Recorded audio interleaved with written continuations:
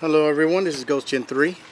Hey, I thought I'd show you my Nemesis rifle, and we're going to talk about today about this bolt release button right here. And a little problem I had, so I figured this might help out others, just like a lot of your videos out there have helped me. Anyways, this is a Windrunner, Nemesis Arms Windrunner. This one's in .308 caliber. It's a really bitchin' rifle. And I'm going to show you how to disassemble it in a bit, but first we're going to go through this part right here. Now, let me zoom in on here on this bolt release. Let's see if I can get that here.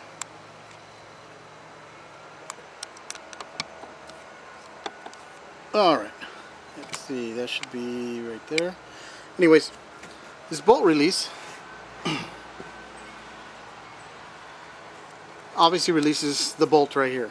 You know, this is, let me retract this. Alright. Now, what happened to me was, this is the way it should work. This is this little D10 looking thing that's silver. Has a spring inside here, and then inside has a little coupler, meaning looks like a little cup except it's hollow, a little plastic part, and then that's where the screw goes in right into the whole body of the weapon, the upper system, not the lower part. And obviously this rests here against the side of the head of the bolt. Now these are the two tools I used, this tiny little screwdriver and this kind of little fatty one right here for this flathead. Now, this is what it's supposed to do, and it's got that spring tension. Now, what happens is, I want to remove the bolt. Let me do it right here so you can see, and now the whole bolt comes out. So let me get this up here. So that's all you do is move it like this, and normally I'd have the rifle in front of me, so I just want to show you this side. So basically it releases the bolt. I took it apart and I could not get it back in. Now obviously this locks it in now. It does it on its own. If I want to release it, I do this. So let's turn the rifle this way. It's going to be a little difficult to see, but basically all I would be doing is pulling this back as if holding the rifle like this from up here. Very simple. Bolt comes out. I can re-put it back in. No pressure. Done. It's locked. So anyways, back to what we were talking about. If any of you that own this type of rifle experience this, here's the way I did it. First, when I took this out, it's real simple. You unscrew it. I unscrewed this, it came out, this D10 pin stayed in there, everything. When I put it back, it stayed flat. It would not even move. It was like this. And I assumed there was a spring behind there.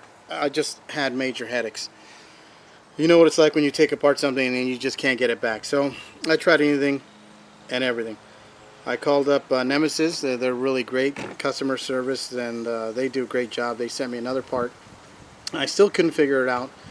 And once I called them again today, on October 9th, they kind of gave me an idea and everything, and it's difficult, so that's why I decided to make this video. It's not that hard now that I did it, but to understand this. So basically what you did, I'm not going to take it out again, but this is kind of a bitch to put in. If you remove this, and I was cleaning the dust around there, that's when I removed this.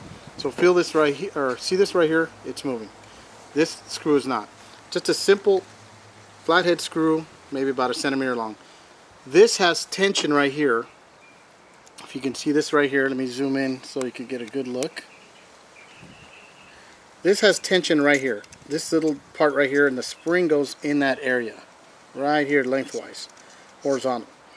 And what I did to get it back in is, I was just tightening this up, and it would just, there was no more tension. I loosened it up, then the screw was obviously loose and it wouldn't do anything. And therefore the whole rifle is not functional. Oh, that's a horrible feeling. So what I finally did is, basically I got the idea.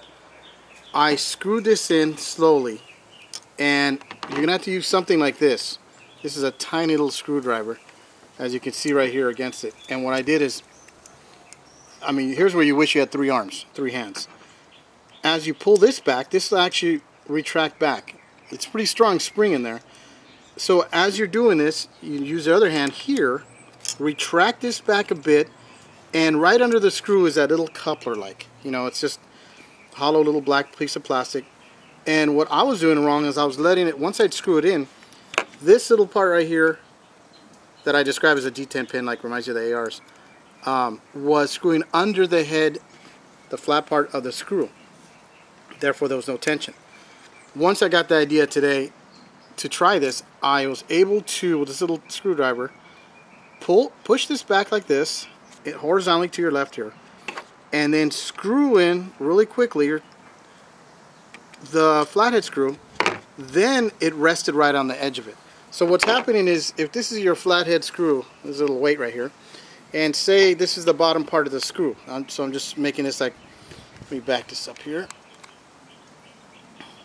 So if this is your top of your screw right here, so let's pretend that's the top of it, and this is basically your threads that are going to go into your bolt release device button right here. Well, what's going on is that detent type pin was resting here, right against it.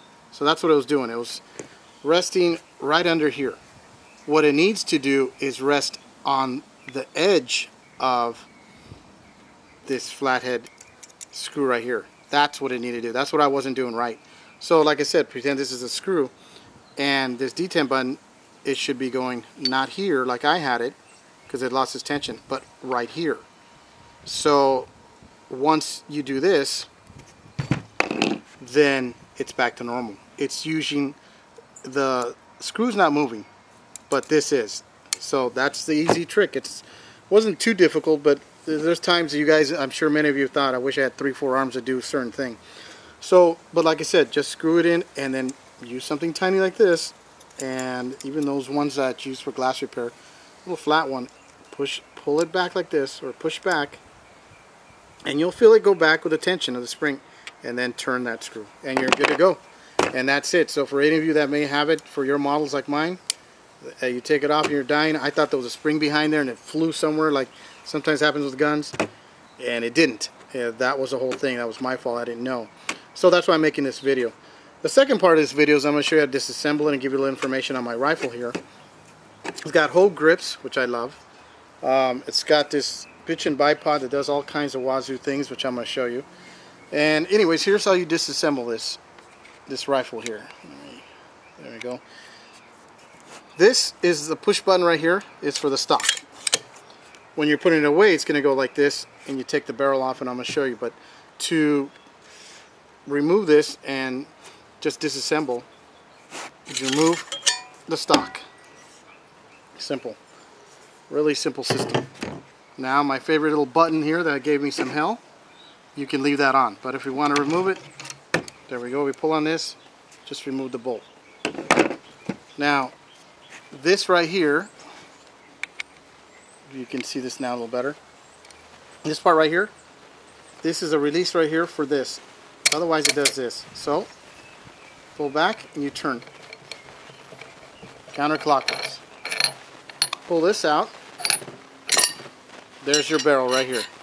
This right here screws into the upper body of this, and it's a 308 barrel rifle. Really simple system to take apart, and you know, the whole thing weighs about 11 pounds without the optics. It's 39 inches overall assembled, like it was, and disassembles 20 inches. So obviously, you know, without all this. And like I said, let's see, the trigger's a 1.5 pound trigger. I personally love that. Works for me, and just an awesome weapon. I love it. It has a 5-round magazine that goes in here, I don't have with me right now, and there's a little other cap that goes right here, so you can cover it when you have it in your backpack like I do, which I'll eventually show that full thing. And this right here is your whole system. These extend, these little bipods extend like this, spring loaded. You can put it up this way, rest it on something, downward, put it back this way. I mean, this thing just awesome. You have these two buttons right here that loosen the legs, moving up, down. This one here, oops, be careful there. You could turn it to the side. You could even hold it there as you're holding it, as I'm going to show you right now. Tighten it up a little bit, or rest it on something. like this. So this, I'm really happy with this bipod right here. And this is your whole little weapon right here. Now, like I said, this is the whole barrel right here. It's very simple to take off, simple to put back on. It'll find its groove right there. Just turn it, as you can see right here. Screw this back on. You're going to hear the ratcheting. Make sure it's tight. There you go. Now, well, we can put in the bolt. Should we turn this part here?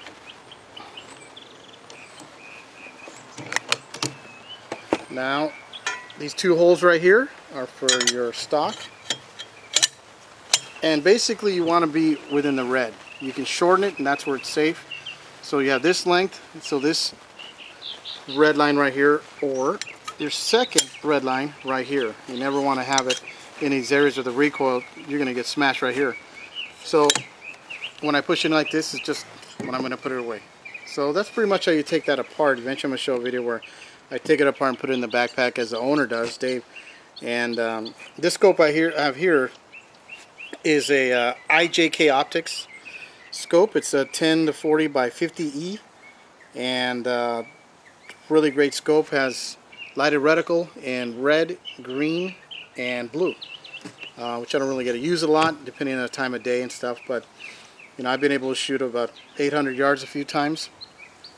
Got to practice that more. So I'm up about 400, and this right here is also a safety. You pull back, can't fire. You have to push forward. Let's see if you can get in here. So you pull back, it's ready to fire. I mean safe, I'm sorry. Push it forward, and then your weapon will fire. Your magazine release button, the mag goes right here. This won't move unless the stock is back like you're supposed to have it. And that's your simple weapon on Nemesis Windrunner rifle. I heard there's a couple other models out there, one's before mine, and now some new ones coming out or something.